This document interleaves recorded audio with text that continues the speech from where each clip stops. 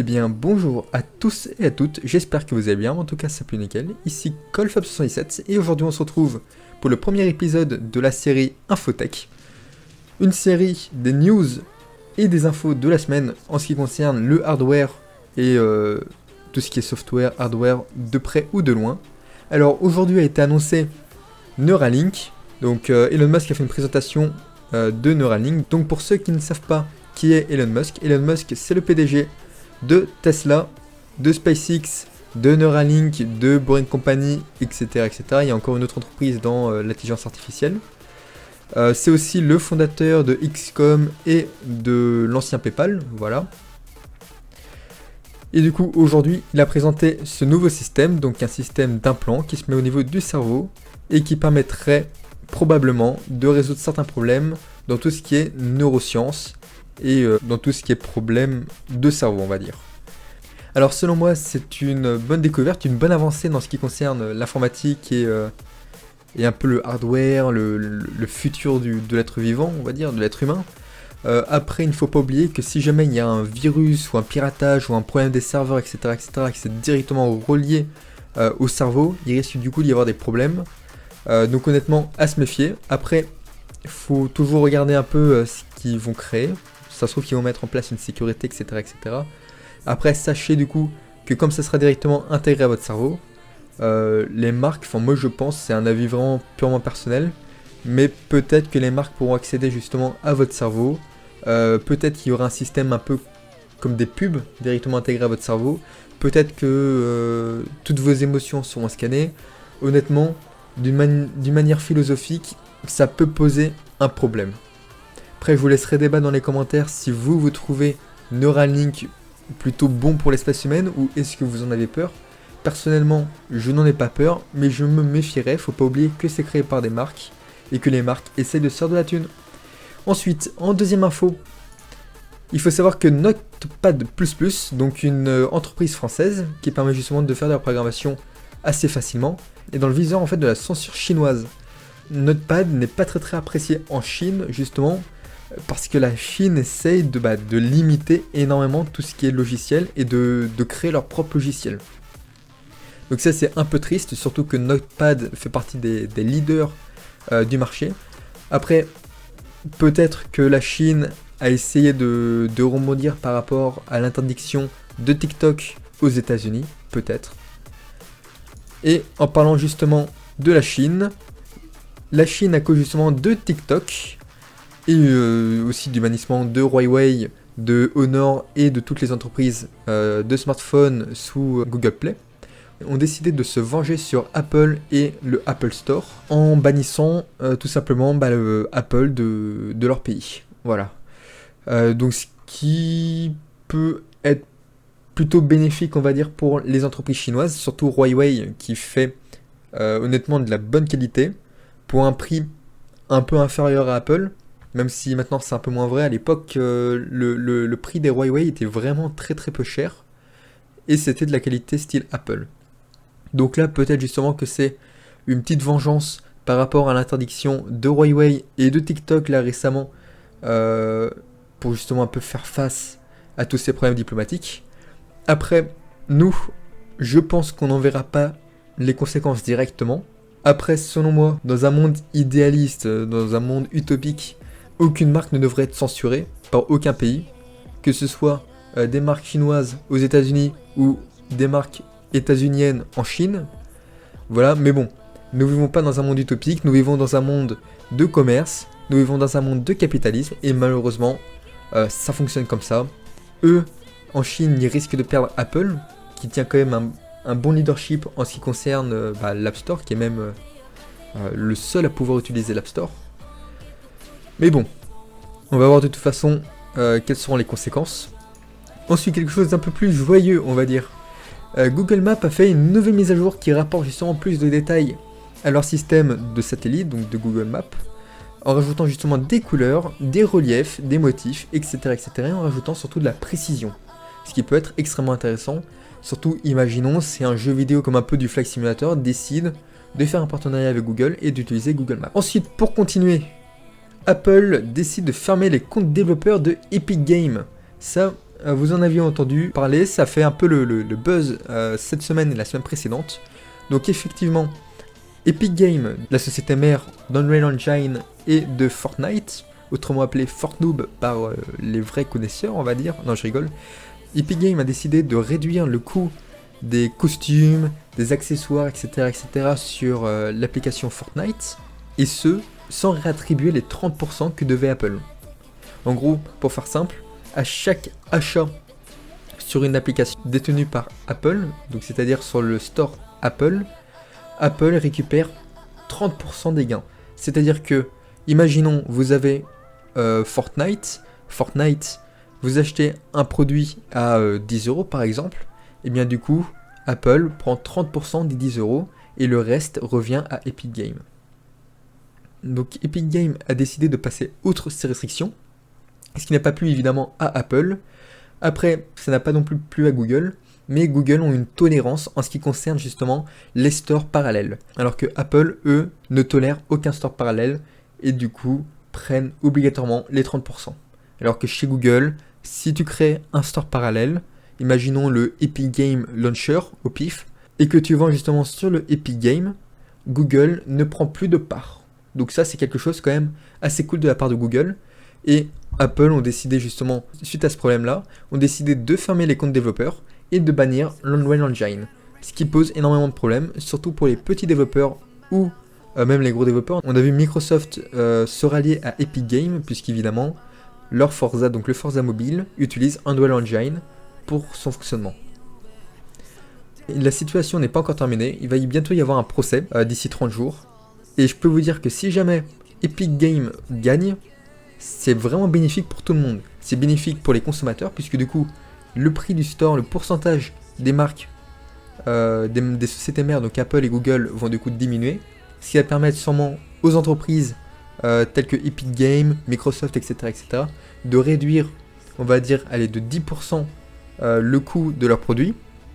Et évidemment, comme c'est une grosse entreprise qui va du coup aller devant la justice, ça va permettre à d'autres plus petites entreprises d'avoir une base pour justement pouvoir porter plainte contre les grosses entreprises. Donc ça, c'est vraiment quelque chose de très cool de leur part.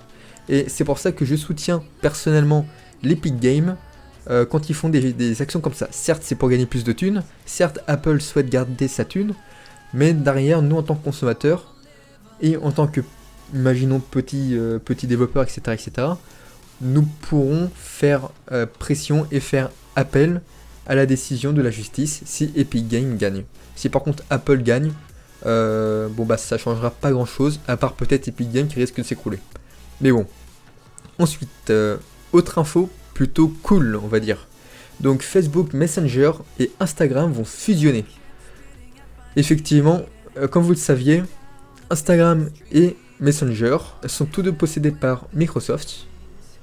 Et suite justement au rachat par Microsoft, Microsoft a décidé de fusionner et d'unir les différentes applications réseaux sociaux pour justement permettre d'avoir une plus grande facilité, une plus grande stabilité et on va dire un pot commun, entre guillemets. C'est-à-dire que chaque utilisateur pourront se contacter si vous avez un Instagram à des personnes sur Messenger et inversement.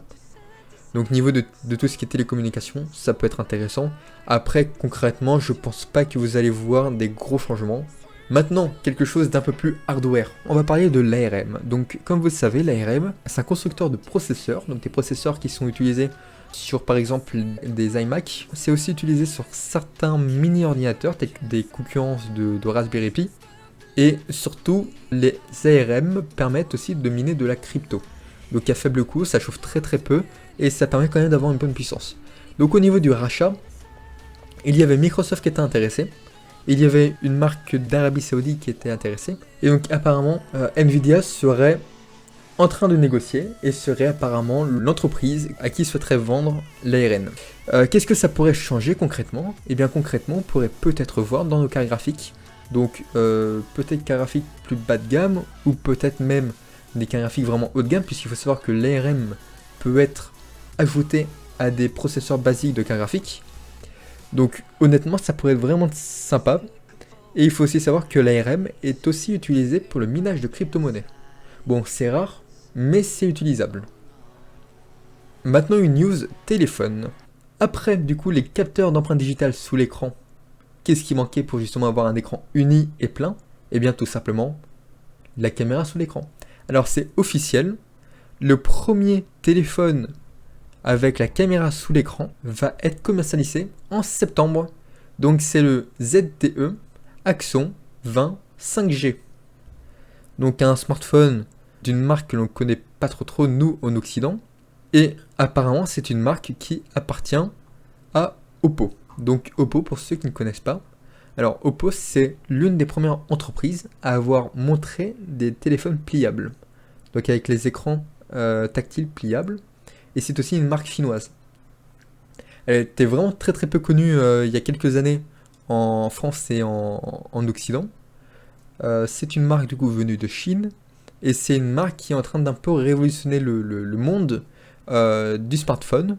Surtout en proposant des smartphones peu chers et de bonne qualité. En gros un peu comme toutes les marques chinoises, que ce soit Honor, OnePlus, Huawei ou Oppo, commencent par des téléphones très peu chers avec un très bon rapport qualité-prix, puis ensuite deviennent limite des Apple du pauvre, entre guillemets, avec des téléphones qui peuvent aller jusqu'aux milliers d'euros, et en espérant du coup que ce téléphone avec la caméra sous l'écran soit peu cher. Ensuite, nous avons des informations sur les dernières cartes graphiques Intel. Donc comme vous le savez, Intel veut commercialiser ses cartes graphiques pour concurrencer AMD et Nvidia. Et justement, ils confirment leur architecture, donc une architecture GPU Xe HPG, et souhaiteraient la sortir en 2021. Alors honnêtement, ça pourrait être vraiment très intéressant, parce que de une, Intel est un constructeur de processeurs de base.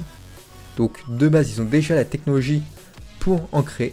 Ensuite, il faut savoir que Intel produit eux-mêmes les processeurs. Donc c'est-à-dire que les processeurs, imaginons le i9, il est directement produit dans leur usine. C'est pas comme AMD qui lui demande à des prestataires de produire ses processeurs.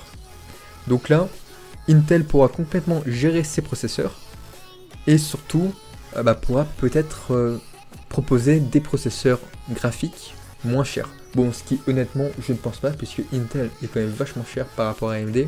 Il veut surtout faire du bif. Mais derrière, si nous avons un concurrent en plus par rapport à Nvidia et à AMD, ça pourrait être utile, surtout pour les clients et les consommateurs.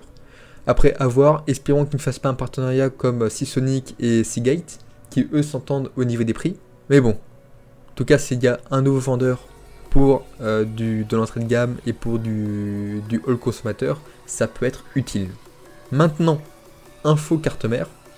Donc comme vous le saviez, il existe les B550, il existe les X570, et donc maintenant, AMD sort les A520.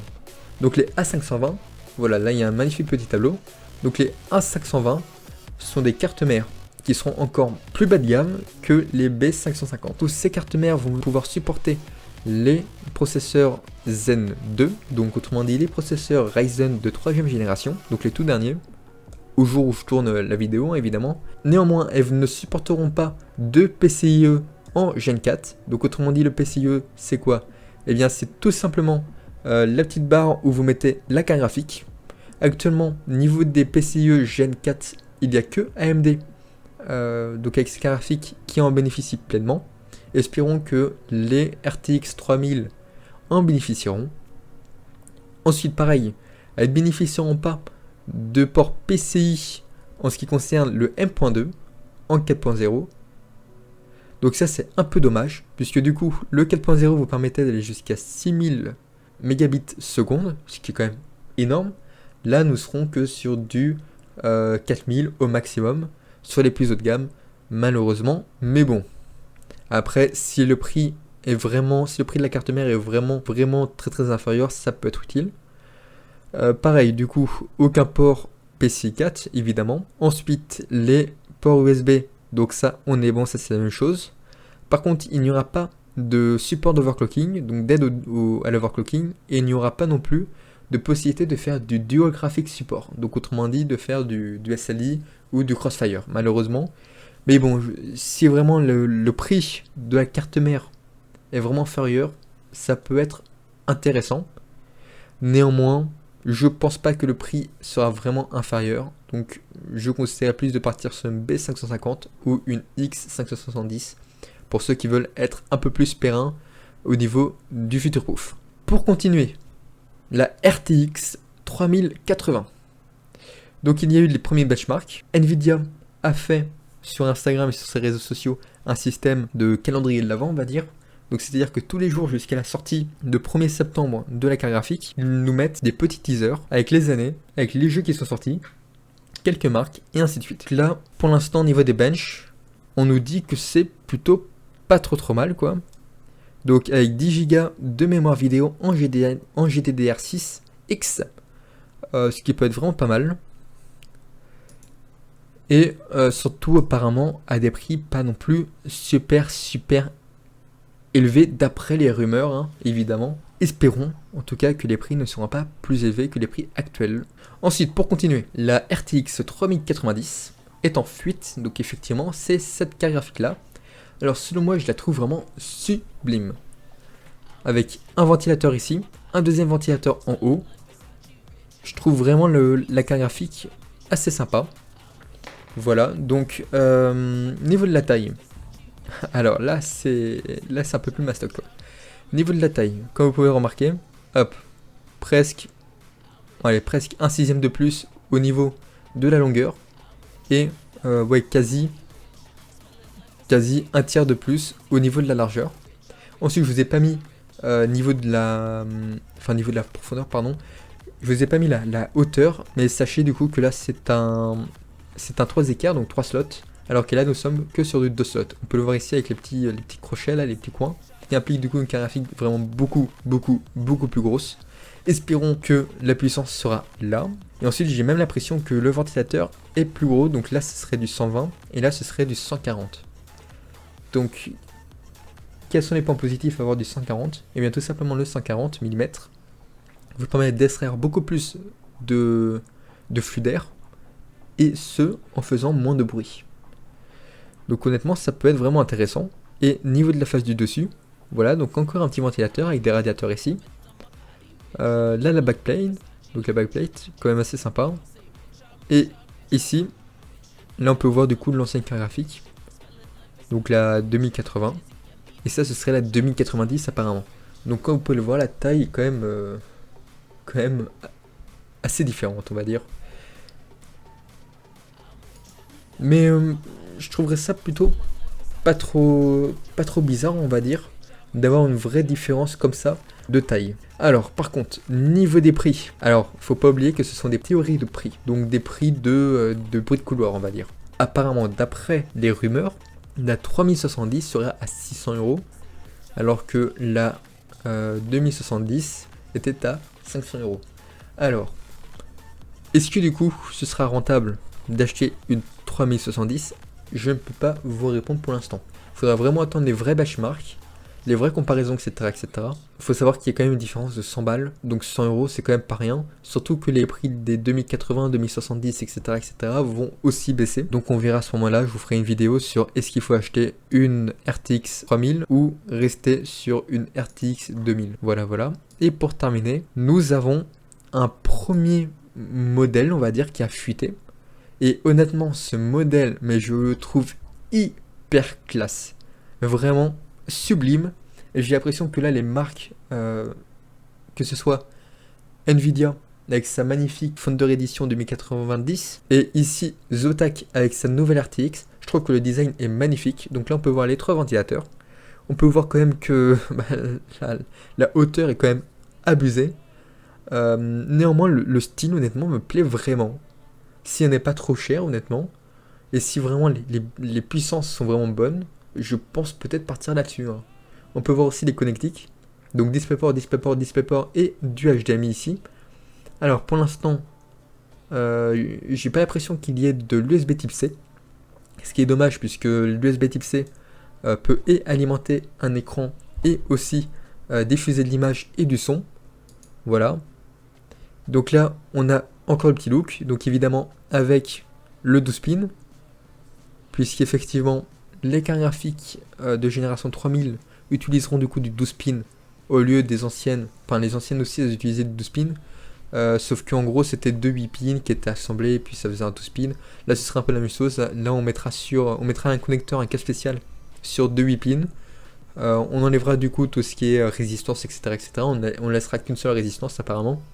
Et ça permettra d'alimenter cette carte graphique. Apparemment, d'après ce que j'ai pu lire sur la presse, il est conseillé d'avoir pour une carte graphique 3090 et évidemment un processeur qui suit la route, donc du coup un Intel i9 ou un Ryzen 9, d'avoir 850 watts en alim. Voilà, sachez que 700 watts, je pense, pourrait suffire pour une config jeu vidéo, donc c'est-à-dire avec une 3090 plus un Ryzen 7. Mais en tout cas, je peux vous dire que les images, vraiment super sympa.